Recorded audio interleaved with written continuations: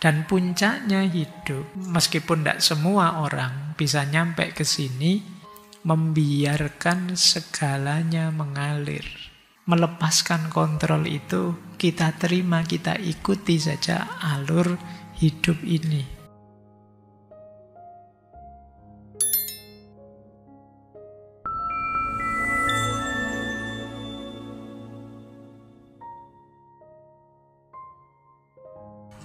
Assalamualaikum warahmatullahi wabarakatuh.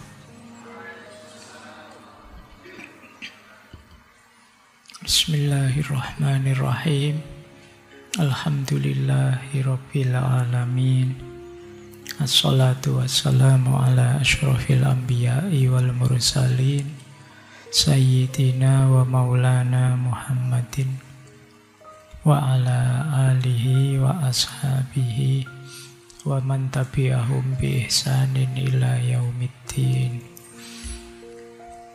Amma ba'd. Bismillah, teman-teman.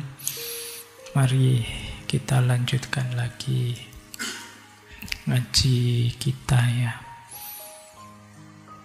Untuk ngaji filsafat. Nah, kelihatannya minggu ini bolak-balik ketemu saya. Semoga tidak bosan. Kemarin juga ketemu meskipun via online ya. Baik, malam hari ini kita lanjutkan ngaji filsafat. Ya tentu saja seperti sering saya ingatkan, algoritmanya ngaji filsafat itu tolong teman-teman tidak berhenti di saya. Fokusnya tetap ke ilmunya. Dan kajian kita ini bukan torekot ya. Jadi teman-teman jangan nganggap saya kayak mursyid. Nanti di buku terjemah rasa 2, apa 1 saya lupa, itu saya jelaskan bahwa kita ini teman belajar saja. Jadi kalau teman belajar ya santai saja, jangan tegang. Kalau ada yang merasa saya tidak pas, ya ingatkan. Saya keliru ya ditegur. Jadi jangan anggap semua yang saya sampaikan benar. Ya mungkin sampai detik ini rasanya saya selamat-selamat saja karena kalian males baca.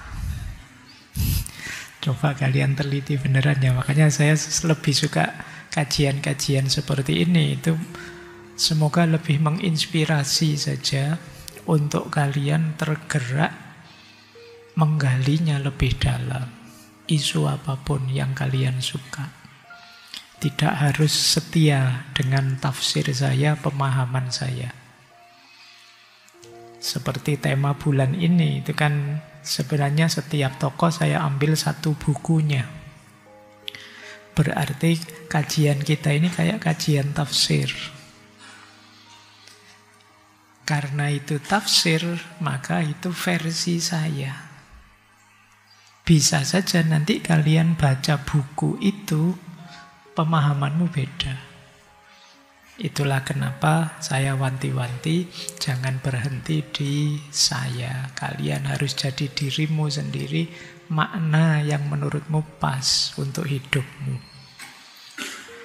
Baik, itu ya. Ya meskipun kemarin sudah kalian ulang tahun nih saya, tapi tetap itu bukan deklarasi bahwa saya adalah mursyid kalian. Paling tidak kita teman belajar saja ya. Kita saling bertukar ilmu.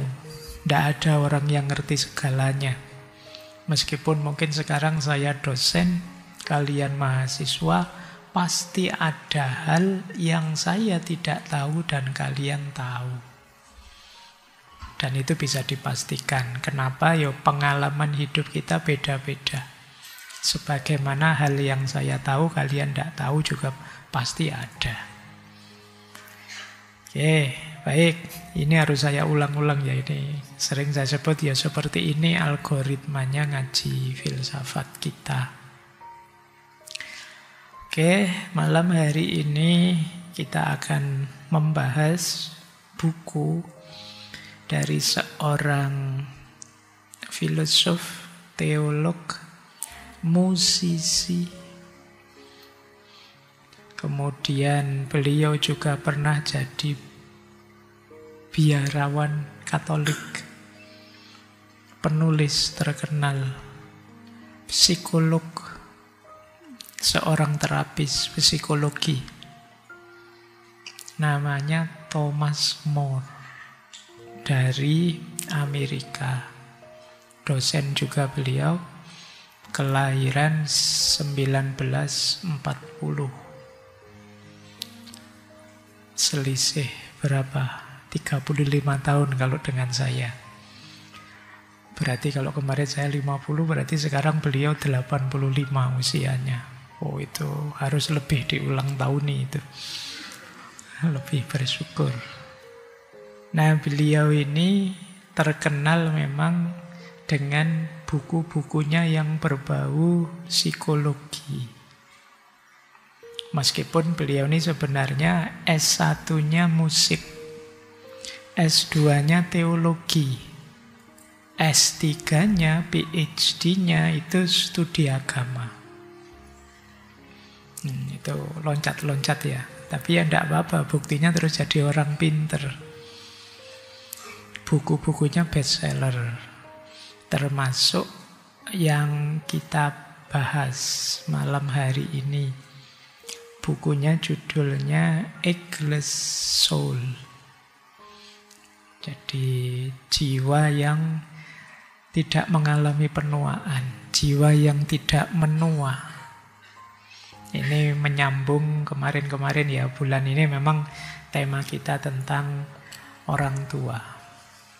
Bagaimana hidup, menjalani hidup saat kita lanjut usia. Ini sangunya teman-teman besok ya. Meskipun kalau saya baca buku ini itu banyak juga wawasan-wawasan yang penting untuk kita. Karena seperti minggu-minggu kemarin, bahagia di usia tua itu karena kelakuan kita saat muda. Ya, kita mulai ya ngaji buku ini malam hari ini dari beliau. Bismillah. Kita awali. Yang pertama, ini sebelum ke bukunya, saya ingin masuk ke sini dulu ya, karena dalam tradisi filsafat itu ada argumen-argumen tentang jiwa. Ada yang menganggap jiwa itu tidak dapat tua, tapi nanti ada yang sebaliknya. Kalau alasan yang menganggap bahwa sisi batin ini tidak bisa menua, biasanya secara umum karena menganggap antara jasmani dan rohani, antara tubuh dan jiwa itu dua unsur yang berbeda. Kalau tubuh ini materi, kalau jiwa tidak, immateri sifatnya, tidak fisik. Sehingga yang disebut tua, yang ditakuti orang itu kan penuaan fisik. Kulitnya keriput, rambutnya putih, tubuhnya lemah. Ini kan fisik. Sementara jiwa itu bukan fisik. Maka kalau kalau tubuh bisa tua, jiwa tidak. Ini alasan ini biasanya lebih mudah kita terima. Kita sehari-hari, apalagi orang beragama, itu cara berpikirnya begini. Jadi ada tubuh, ada jiwa. Yang jiwa ini bukan fisik. Sementara tua itu fisik. Ya, rambut putih dan lain sebagainya tadi. Ini alasan pertama. Alasan kedua, kesadaran. Jadi jiwa ini kan nanti berhubungan dengan kesadaran, berhubungan dengan aku. Loh, penghayatan kita tentang aku itu tidak ada hubungannya dengan materi. Bisa saja umur kita nambah, tapi aku masih merasa seperti yang dulu. Nah, ini yang disebut kesadaran. Kalau yang pertama tadi unsurnya, kalau ini kesadarannya. Kalian sekarang sudah mahasiswa, tapi bisa saja penghayatanmu, enggak kok Pak, saya ini rasanya masih kayak dulu saja zaman saya SMP, SMA misalnya. Bisa begitu. Jadi jiwa itu tidak selalu nyambung dengan badan. Badan bisa menua, tapi jiwa bisa saja awet muda. Sering kan kita dengar istilah jiwa muda. Istilah jiwa muda itu biasanya untuk orang tua. Karena kalau masih muda ya tentu saja muda. Tapi begitu orang bilang, wah orang ini jiwanya jiwa muda, itu biasanya nunjuk ke orang tua. Nah, itu berarti kesadarannya, kesadaran muda. Berarti jiwa itu bisa tidak menua terus-menerus. Aku bisa begitu terus. Ini alasan kedua. Ini yang sering kita pakai dua ini. Tapi ternyata beberapa filosof juga begitu. Di catatan saya ada Plato, Plotinus, dan Descartes. Descartes lah kalian mocone biasanya ya. Ora apa-apa lah gitu aja lah. Sing penting karepe ya wong kuwi. Jadi René Descartes. Kalau di Plato, jiwa itu substansi yang abadi.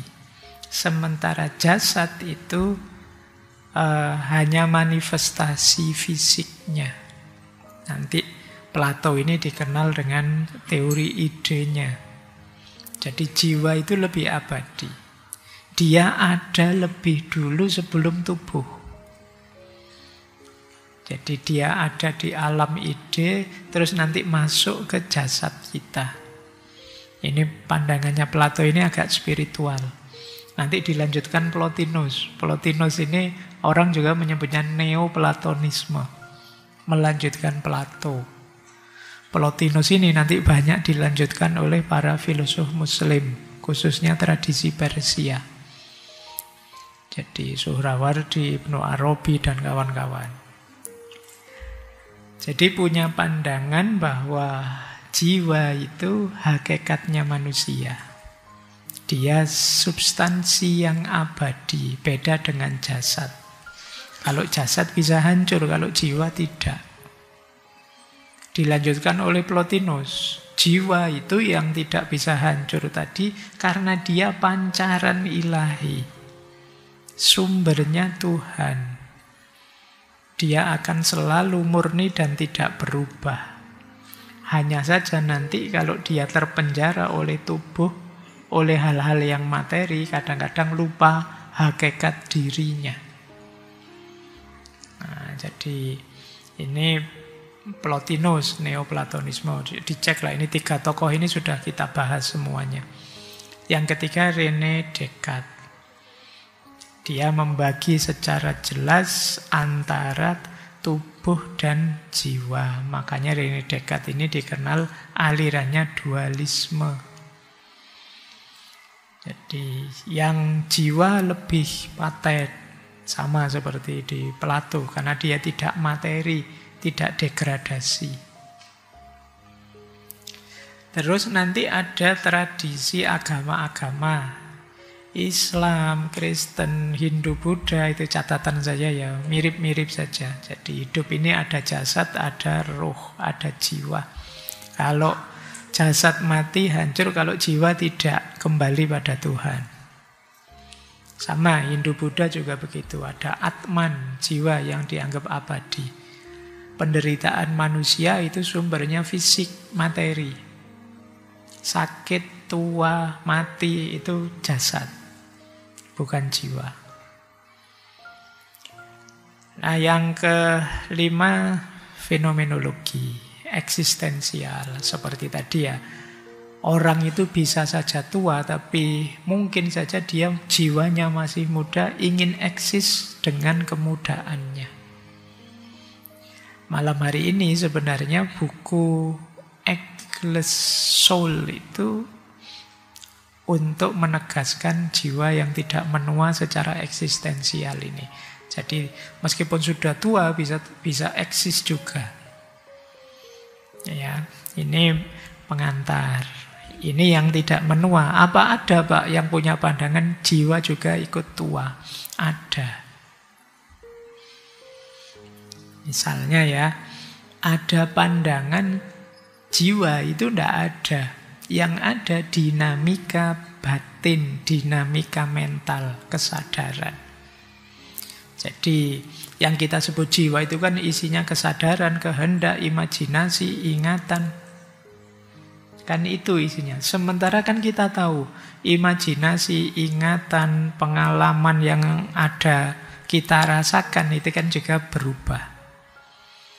Jadi pengalaman, memori, mungkin kita mengalami trauma-trauma. Kemudian ada kalanya orang itu tambah tua, tambah keras. Jiwa terus kelelahan. Dulu apa, sekarang lupa. Jadi jiwa ya bisa tua lah. Pandangan ini. Apalagi nanti neurosain. Kalau di neurosain, jiwa itu mungkin sering disamakan dengan kesadaran atau pikiran. Tergantung otak. Kalau otak tambah lemah, tambah tua, ya fungsi kognitifnya lemah. Berarti jiwanya juga tambah lemah. Pikiran kita tambah lemah, ya jiwa kita tambah lemah. Kita ada penyakit Alzheimer, demensia, dan yang sejenis itu. Jadi apa ada yang menganggap jiwa bisa menua? Ada. Itu ya, itu istimewanya ilmu. Mau apa saja ada, tergantung kalian setuju yang mana. Baik, ininya kok hilang. Sudah ya. Kita lanjutkan, ini pengantar saja, silakan didiskusikan sendiri ya. Nanti kalian setuju yang mana. Jiwamu bisa tua, apa enggak bisa tua. Yuk, kita masuk ke buku. Kita mulai mengkaji buku Egles Soul ini. Tentang jiwa yang tidak menua. Berarti ini ikut madhab yang pertama. Saya kutip sebentar. Ketika aku menggunakan kata penuaan, yang aku maksud adalah menjadi lebih mempribadi dan menjadi lebih diri sendiri seiring waktu. Bahkan banyak orang menjadi lebih baik seiring waktu. Jadi ini di buku ini Thomas More ingin menjelaskan yang saya maksud penuaan itu adalah pertumbuhan kita semakin menjadi diri kita sendiri. Ini orang sering menyebutnya tambah matang. Tambah matang itu berarti kita tambah mampu menjadi diri kita sendiri. Mampu menjadi diri kita itu setara dengan kita jadi lebih baik. Karena kita sekarang versi diri kita sendiri. Kadang-kadang kita hidup itu tidak menjadi diri kita. Potensi-potensi kita tidak keluar semua. Mungkin karena lingkungan, mungkin karena doktrinasi, mungkin karena pengaruh berita kiri kanan. Kita tidak pernah membaca diri kita, akhirnya kita tidak kenal diri kita, terus cara hidup kita tidak cocok dengan diri kita. Pada akhirnya terus kita asing dengan diri kita. Asing itu mungkin teman-teman pernah ya kadang, aku kok bisa begitu ya? Atau aku kok tidak nyaman ya melakukan itu? Rasanya ada yang salah deh dengan diriku. Ini sebenarnya problemnya adalah kita jarang membaca diri kita. Sehingga kita tidak kenal. Potensi-potensi kita juga tidak terungkap. Mungkin sampai sebesar kalian ini yang sudah mahasiswa, yang sudah semester akhir skripsi, itu juga masih kalau ditanya, aku itu sebenarnya mauku apa sih? Bakatku apa sih? Itu mungkin juga masih kabur. Kenapa? Kita tidak terlatih membaca diri kita. Kalau membaca keluar kita canggih sudah. Apa sih yang tidak kita baca dan tidak kita komentari? Hari ini kan kita semua jadi komentator. Apa saja. lewat medsos kita, lewat Instagram, Facebook, dan lain sebagainya. Apa saja kita baca, kita komentari. Hanya satu yang sering terlewatkan tidak kita baca, diri kita sendiri. Pernah tidak kalian posting-posting sendiri terus di komen-komen sendiri? Dianggap stres ya mungkin. Kamu habis posting apa, terus bulan depan kamu komentari, aku kok naif banget ya, aku kok lucu banget ya. Itu berani tidak kamu begitu ya? Mungkin tidak berani ya, ini sekarang peradabannya peradaban pencitraan. Kamu takut citramu sendiri jatuh gara-gara itu. Tapi wajar kok sebenarnya kalau kalian mau begitu. Karena ada kalanya level kematanganmu hari ini itu beda dengan level kematanganmu 10-20 tahun lagi, atau bulan depan atau tahun depan. Sesuai pengalamanmu. Jadi mungkin saja postinganmu bulan lalu, kalau kamu baca sekarang, kamu merasa, apa istilahmu hari ini, cringe, merasa kayak gitu loh aku. Mungkin kamu merasa gitu. Dan tidak apa-apa, itu wajar. Kalau tidak percaya, kalian boleh baca oret-oretanmu, apa buku harianmu, postinganmu zaman kalian SMP atau SMA itu. Kalau kamu masih punya buku tulismu, apa buku agendamu zaman SMP dulu, coba kamu baca-baca. Itu kan kamu ketawa-ketawa. Merasa aneh saja. Padahal mungkin dulu kamu nulisnya ada yang sambil marah, ada yang sambil ngamuk, ada yang sambil nangis-nangis, ada yang sambil apa. Tapi sekarang ketawa. Kenapa? Kematanganmu tumbuh. Kamu tidak seperti dulu lagi. Ini loh yang kata Thomas More, ini yang saya maksud menua. Jadi menua itu kita bertumbuh, semakin sadar diri kita, semakin bisa menjadi diri kita. Inilah menua. Jadi kata beliau, tujuan hakiki hidup kita, kalau dengan definisi yang tadi, berarti tujuan hidup kita ini memang menua. Ya secara fisik otomatis kita tua, tapi secara kejiwaan tidak. Nah, definisi beliau seperti ini, berarti tua itu kematangan jiwa. Ini penting.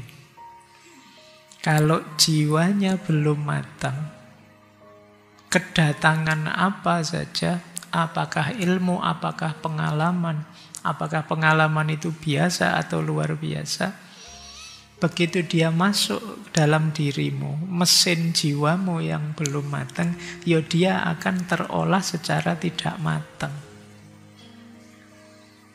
Jadi caramu membaca kalau mesin jiwamu masih dangkal, ya dia akan terolah secara dangkal.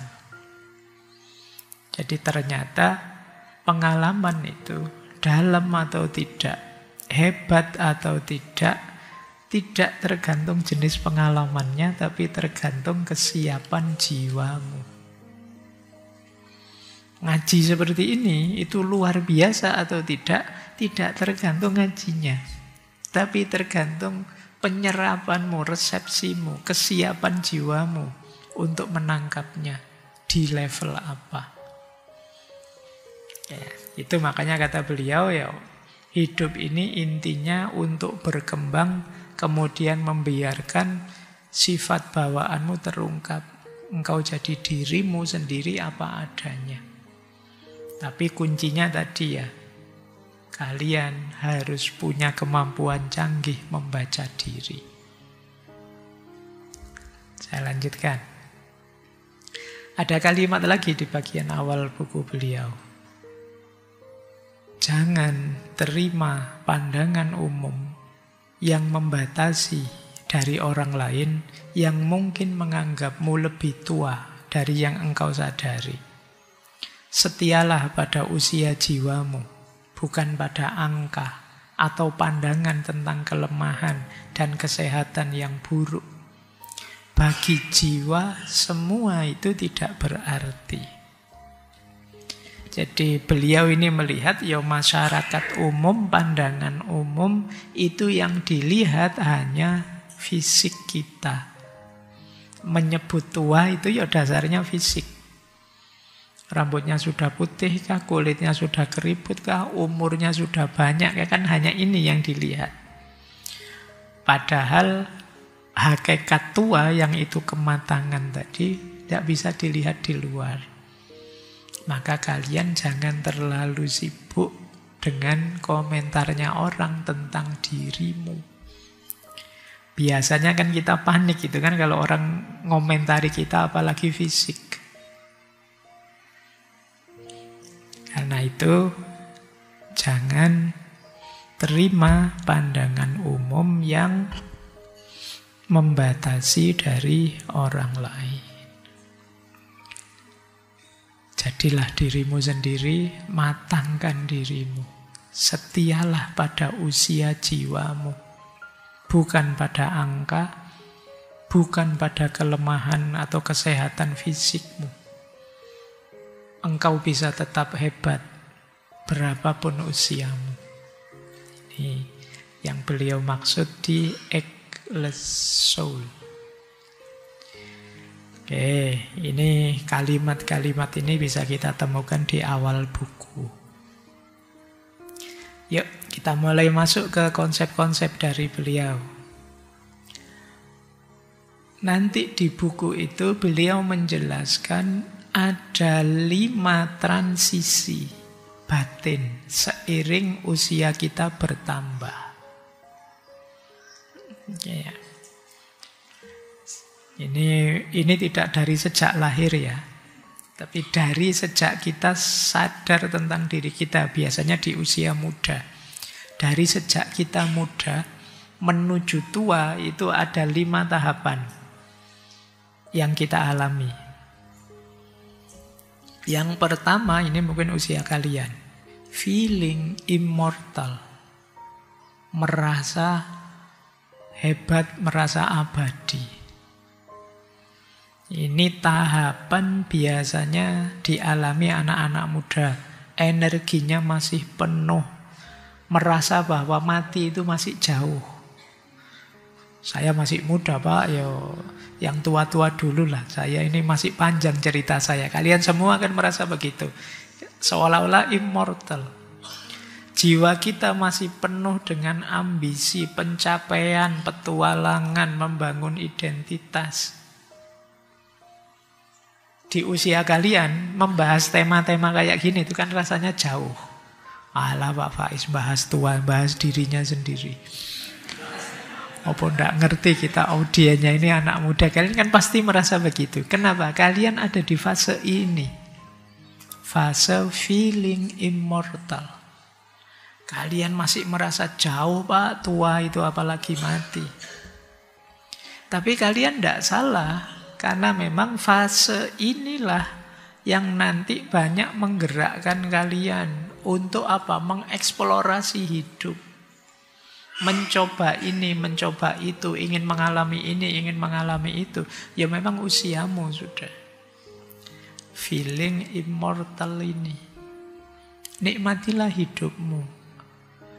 Eksplorlah seluas mungkin. Pikniklah yang jauh. Jalan-jalan kemana-mana, tidak masalah. Usiamu memang. Alami macam-macam hal dalam hidup. Wajar. Jangan malu-malu. Jadi kan sering mungkin ada ya karena belajar filsafat, belajar tasawuf kan merasa wah ini tidak hakiki Pak. Wah, engkau wae nikmati dulu hidupmu. Karena kalau kamu belum bisa menikmati hidupmu, gimana kamu ridho dengan ketetapannya Allah atas hidupmu? Jadi healing lah, piknik lah. Dolanlah yang jauh. Usiamu memang usia itu. Explore lah. Tidak masalah. Jadi jangan malu-malu, jangan menipu diri, juga jangan menyiksa dirimu. Memang fase ini fasemu. Meskipun kata Thomas More akan lebih wise, lebih bijak. Iya saya nikmati tapi saya tidak lupa bahwa hidup ada akhirnya. Jadi tetap harus siap-siap. Ini yang di fase pertama, jadi transisi pertama. Kalau sudah di sini, nanti ada fase kedua. Ini mulai first stage of aging. Pertama kali merasa, saya sudah tua ini. Nah, ini mungkin karena ubannya mulai tumbuh, terus mulai sakit ini, sakit itu. Sudah tidak sekuat dulu lagi. Tiba-tiba ada temannya yang berangkat duluan. Nah, ini mulai deg-degan ini. Aduh. Mulai muncul, iya ya, saya tidak selamanya muda. Saya tidak selamanya akan sekuat ini. Nah, ini namanya first stage of aging. Jadi ketika kesadaran bahwa saya tidak akan seperti ini terus. Kalian mungkin sedang jalan-jalan, dolan kemana, terus sadar, iya ya, saya ini hidup ya tidak untuk ini saja sih. Umur saya terbatas. Nah, ini berarti kalian sedang masuk di tahap first stage of aging. Kalian mulai sadar umur. Kalian mulai ngitung-ngitung. Saya sekarang S2 tapi belum nikah. Nanti mungkin nikahnya umur sekian. Terus punya anak saya kalau mahasiswa saya sudah umur sekian. Wah, tua banget anakku nanti sudah pensiun saya. Gimana biayai anakku kuliah? Mikirnya sampai ke sana. Itu first stage of aging. Kalian mulai merasakan pentingnya hidup lebih serius. Karena usia semakin bertambah. Loh, sudah di atas 20 saya.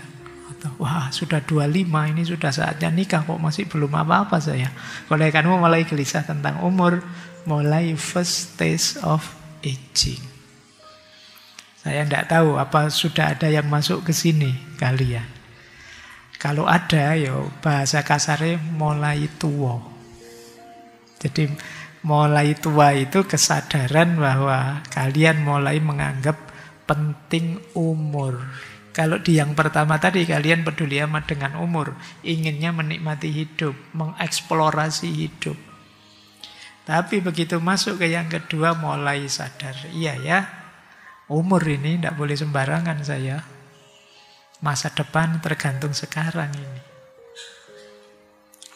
Oke, ini fase kedua. Terus fase ketiga, settling into maturity. Mulai settle, mulai mencapai dewasa.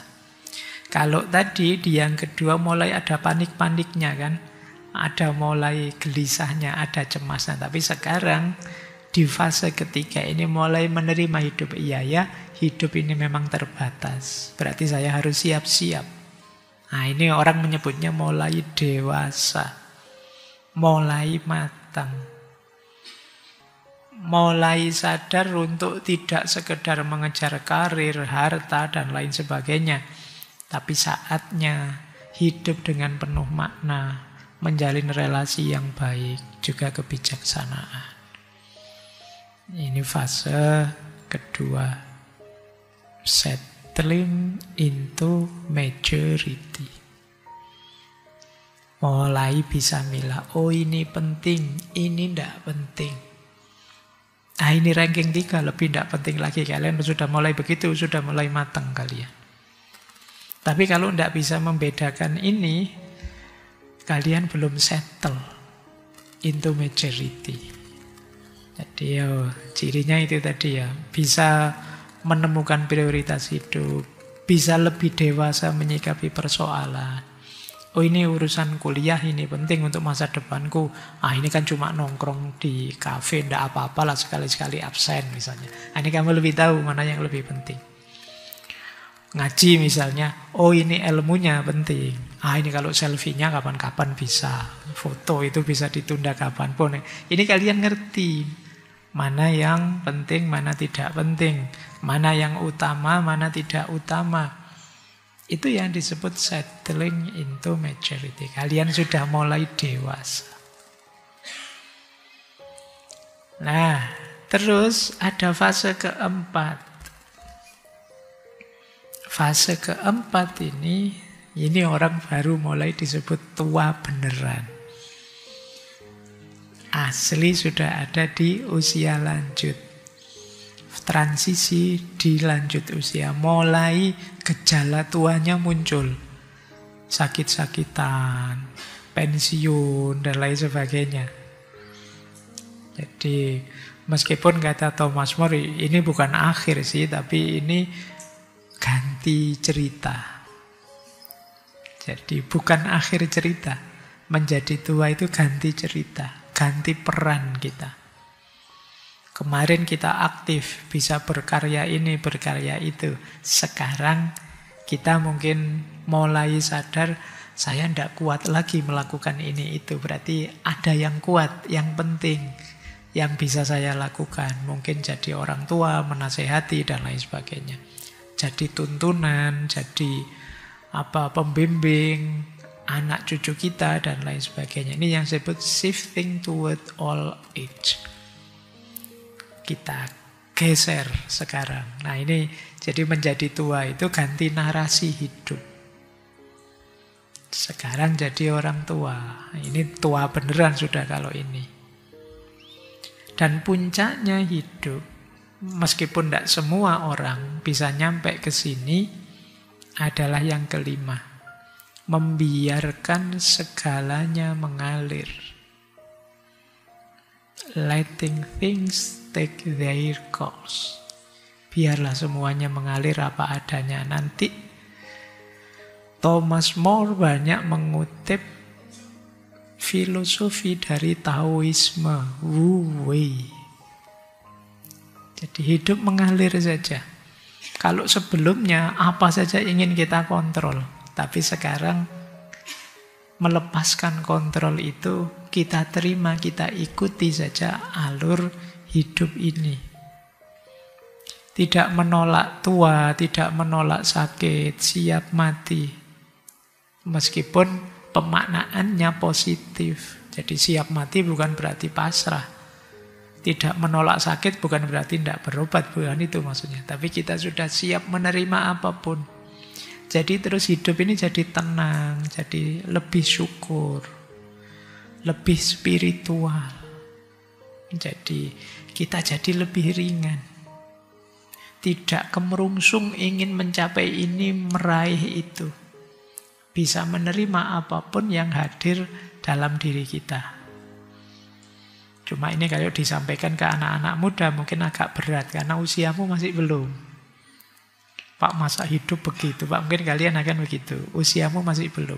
Tapi nanti di usia tua kalian akan merasakan sendiri bahwa akan lebih indah kalau kalian bisa melepaskan. Kalau kalian bisa sadar posisi dan peranmu yang sudah harus berubah. Kalau kalian bisa mengikuti saja ritme aliran hidup yang memang secara natural kadang memberi kita sakit, memberi kita lelah, memberi kita keterbatasan ini, keterbatasan itu. Justru bahagia kita ada di situ. Nah ini diingat-ingat yang bagian ini ya, untuk besok kalau kita tua. Cuma ya masih muda, ikuti seperti tadi ya, ikuti dorongan jiwamu untuk mencapai ini, mencapai itu, target ini, target itu, ngeritik ini, ngeritik itu, demo ini, demo itu, monggo saja. Ya memang usiamu di situ. Tapi nanti pada akhirnya kalian harus sadar keterbatasanmu. Jadi itulah kenapa nanti seperti kisah di Simone de Beauvoir 2 minggu yang lalu, ketika Buddha Gautama melihat bahwa hidup ini ternyata memang hakikatnya menderita. Karena semua orang pasti tua, pasti sakit, dan pasti mati. Siapapun dia, sehebat apapun dia, sebesar apapun gajinya. Itu dia nanti akan mengalami tua, mengalami sakit, dan mengalami mati. Kalau dia lupa fase ini dalam kehidupannya siap-siap panen di belakangnya agak berat. Ayo, jadi 5 ya tadi fase transisi batin kita. Setiap usia kita bertambah. Dimulai yang paling muda, kemudian tadi memasuki gerbang tua, nyaman di usia tua, sampai akhirnya bisa melepaskan, membiarkan segalanya mengalir.